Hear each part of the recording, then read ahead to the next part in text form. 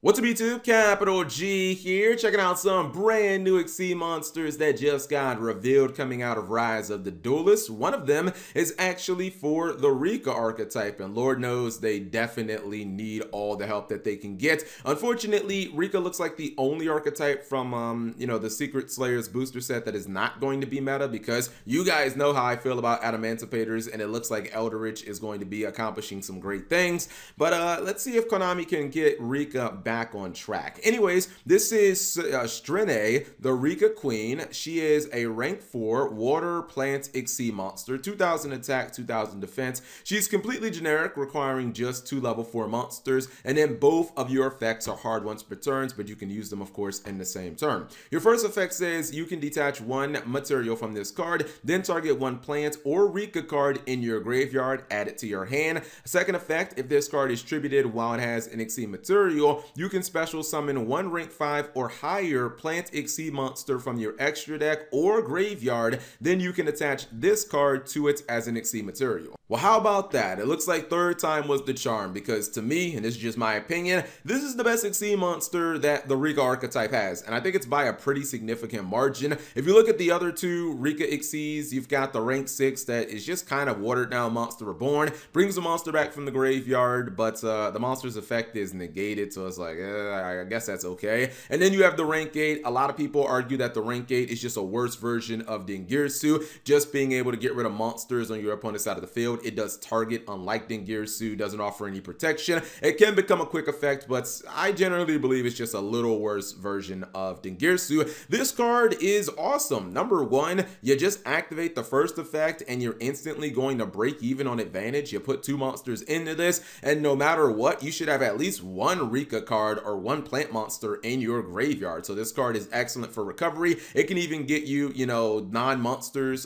from the archetype, like spells and stuff like that. And then you look at the second effect. If this card is distributed, it basically ranks itself up into any of the other Rika monsters, and you get a material on that monster. So you can theoretically summon this, get a card back from your graveyard, whether it be a Lone Fire Blossom or one of your other Rika cards, whatever, and then you contribute this away and have her rank right up into the rank 8. And again, your rank 8 does have a material, and maybe you can just go ahead and remove that material, get rid of another opponent's monster. That feels actually pretty good. The only small concern here is the fact that, like, the Rika level 4s aren't they're not really great, but I think that you're gonna have to find a way to make this card, because I feel like it is one of the better cards in the archetype. It's a shame that they didn't lead with this card, or I guess make the level 4s just a little bit better. Regardless, this is still a fantastic card in my opinion. It's a step in the right direction. Will it fix Rika? Probably not. It'll still be more of a casual type deck, but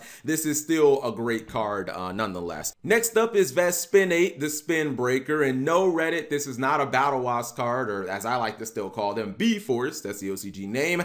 Those are from the Synchro Dimension, so they're probably not going to be getting any XC monsters. This is a rank 4 Earth machine monster. Why this is a machine and not an insect, I don't know. Your guess is probably as good as mine. 2500 attack, 2100 defense. It requires 2 level 5 monsters, but don't worry, we can cheat around that by reading the next effect.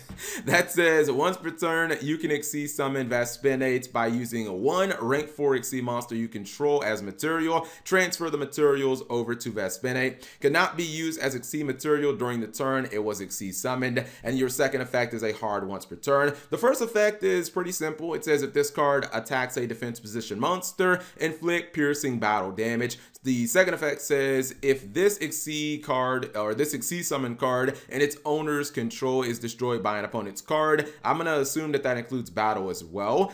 You can target 1 level 5 or lower monster in your graveyard, special summon it. So I'm not really sure how many level 5 archetypes are gonna use this card, because there really aren't that many, or there aren't that many notable ones. I mean, I guess like artifacts and stuff like that. However, This card for a rank 5 deck, in my opinion, doesn't really bring a lot to the table. All it allows you to do is just get piercing damage. That's really not good enough, in my opinion, to warrant running this card in a traditional level 5 deck. Even if it does have that Monster Reborn type effect in it when it's destroyed, that requires it to be destroyed. If your opponent gets this card off the field without destroying it, you're not going to get that effect. Honestly, I think this card is just better in rank 4 decks because you can take any rank 4 monster in the game and you can rank this into it. You can use something like Exciton Knight to blow up your opponent's entire field. Then you can rank up into this and you now have a bigger monster. The same can be said about a multitude of other rank 4s, like summon rank 4s like Daigusto Emerald or Tornado Dragon, etc. Use them for their on-field effects, and then you use this guy essentially just for, you know, the battle damage as a battering ram